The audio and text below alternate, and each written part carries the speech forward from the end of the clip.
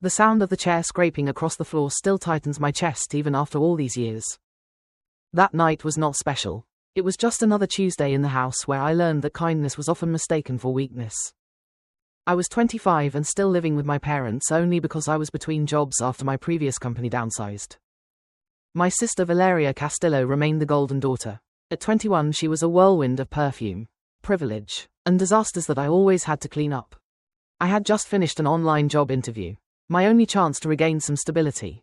The laptop was still open on the kitchen table when I heard her voice from upstairs. Elena, my room is a mess. Come clean it before Mom gets home. I sighed. It's your room, Valeria, clean it yourself. Her heels descended the stairs like a queen offended that her servant had dared to talk back. Now you think you're too good to help the family, she said mockingly. You just sit here pretending to work.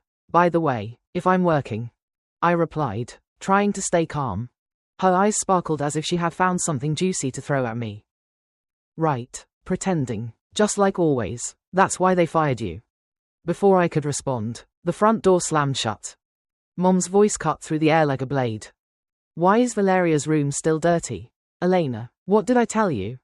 I stood up slowly, my stomach in knots. Mom, I was in an interview. I told Valeria to clean it herself. Mom's eyes darkened. So now you're giving orders? Valeria positioned herself behind her, smiling with satisfaction. I told you, Mom, she talked back to me. Mom's hand gripped the back of the chair. You are ungrateful. You live under this roof. You follow the rules.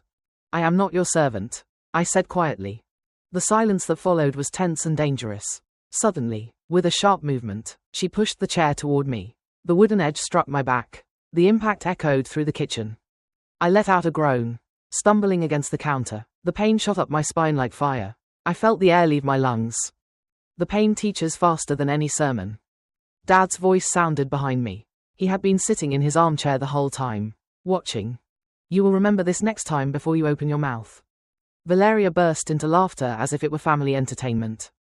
Tears burned in my eyes, but I did not let them fall. I stood up slowly, holding onto the table. They had no right. Mom interrupted me. Do not speak after what you did. Go clean that room. I looked at her. I really looked at her. The woman who once packed my lunch and braided my hair before school was now a stranger who enjoyed watching me break.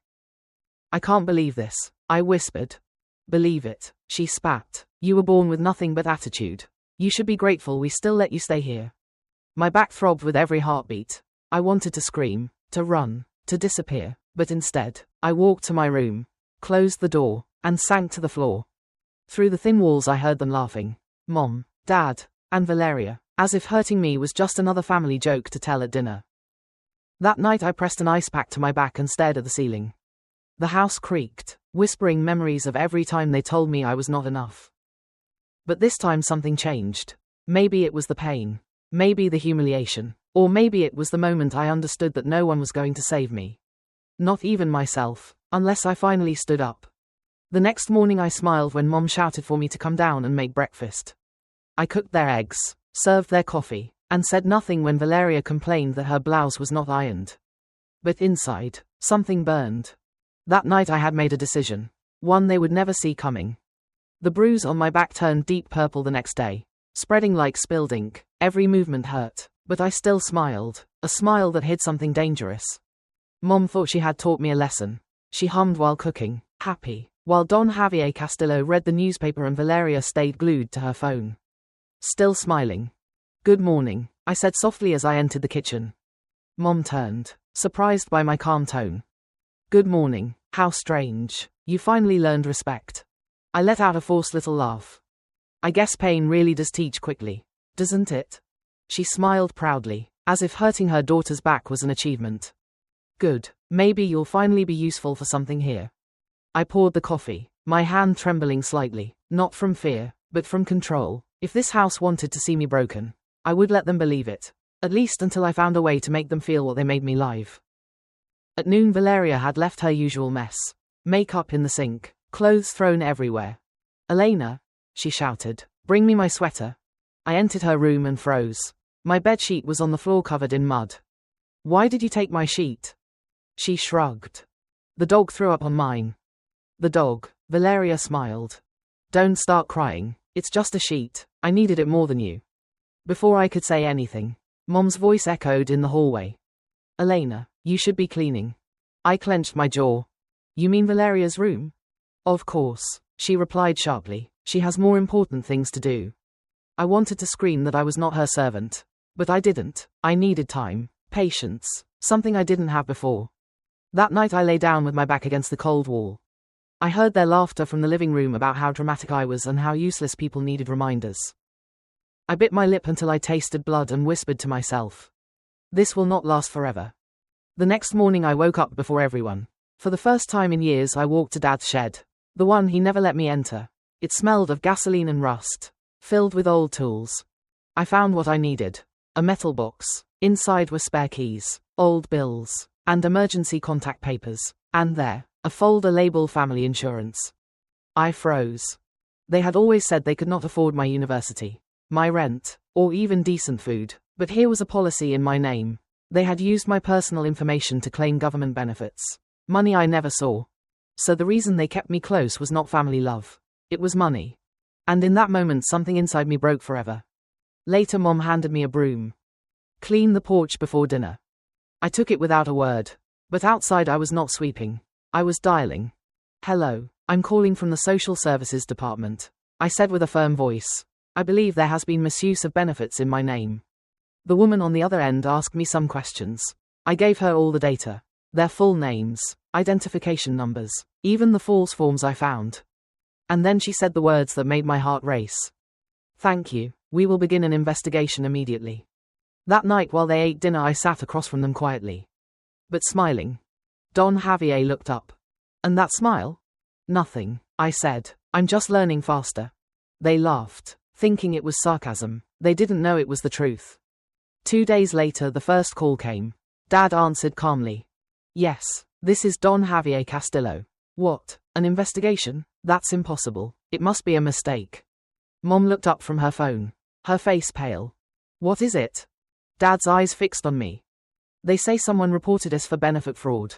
They're reviewing our accounts. Mom lost all color. Who would do that? I took a sip of water, looking at her with the calmest smile I had ever had in my life. Maybe pain teaches faster. The silence that fell over the table was so thick it could be chewed. Valeria looked confused. Dad's hand trembled, and Mom, the woman who once laughed while I cried on the floor, could not even speak. I stood up slowly, my back still hurting a little. The dinner was delicious, I said. Enjoy it while you can. Their eyes followed me, but no one dared to stop me. That night, while I packed my things, I understood something powerful and terrifying. Revenge is not always about shouting or destroying. Sometimes it is just silence. Sometimes it is letting them face what they themselves built. I closed my suitcase, looked at myself in the mirror, and whispered, "You survived, Elena. Now make sure they remember." The investigation took less than 2 weeks to dismantle their lives. Auditors, calls, frozen accounts, everything collapsed like a house made of lies. The day everything became public, Mom's screams echoed through the house. I, of course, was no longer there. I lived in a small apartment downtown. 1 bedroom, cracked walls, and peace. That morning I was at work when my phone vibrated again and again. The first message was from Valeria. "What did you do? We're losing everything. Dad is losing his mind. Mom says we could go to prison." I stared at it for a while before replying. Maybe pain teaches faster. I turned off the phone. That afternoon, as the sun set, I went to a small cafe by the river. It smelled of cinnamon and thick coffee, and it was so quiet you could hear your own thoughts. I ordered a coffee, sat by the window, and finally breathed. For years every breath in that house had been fear. Now it was freedom. A week later someone knocked on my door. I looked through the peephole. Mom and Dad. Mom's face was pale, makeup streaked with tears. Dad looked older, smaller. I opened the door just a crack. "What do you want?" Mom clasped her hands. "We lost everything, Elena. The accounts, the car, even the house. Please, tell them it was a misunderstanding. You can fix it." Dad's voice trembled. "We made mistakes, but you're still our daughter." I almost laughed. Their daughter. They made me their servant. Their punching bag. Their tax document. They only remembered I was family when it suited them. Mom's lips trembled. "Please, daughter, we beg you." That word, beg, sounded almost sweet. Begging, I repeated softly. That's what I did when you hit me. When Dad said pain would teach me. When you broke my back and laughed. Dad took a step forward. It wasn't our intention. I looked him straight in the eyes. Of course it was. He opened his mouth, but I raised my hand. You said pain teaches faster. So learn. Learn what it feels like when no one listens to you. Mom fell to her knees. Elena, please, we have nowhere to go. I looked at them for a long moment, then slowly closed the door until I heard the click of the lock. No shouts, no drama, just silence. Through the door I heard their crying. The same woman who once told me I should be grateful for a roof over my head now cried in the hallway without a home and without hope. I went to the kitchen, made tea, and sat by the window. The city lights twinkled, alive, calm, free. Someone knocked again. I did not move, I only whispered. The pain teaches faster. And for the first time those words no longer hurt. They sounded like peace. Weeks later I heard they had moved to an old motel on the outskirts of town. The irony did not escape me. The same people who said I did not deserve comfort now slept between stained sheets. I did not visit them. I did not gloat. I did not need to. Because the best revenge was not their punishment. It was my indifference. One afternoon, watching the sunset from my balcony, I felt a slight pain in my back. The same place where the chair had struck me. For a second it hurt again. Then it disappeared. Before, that pain reminded me of them. Now it reminded me that I had survived them. And as the sun disappeared on the horizon, I whispered to the fading light. I hope you learned quickly enough. Thank you for listening to today's story. Don't forget to like, share, and subscribe to support the channel. See you in the next story.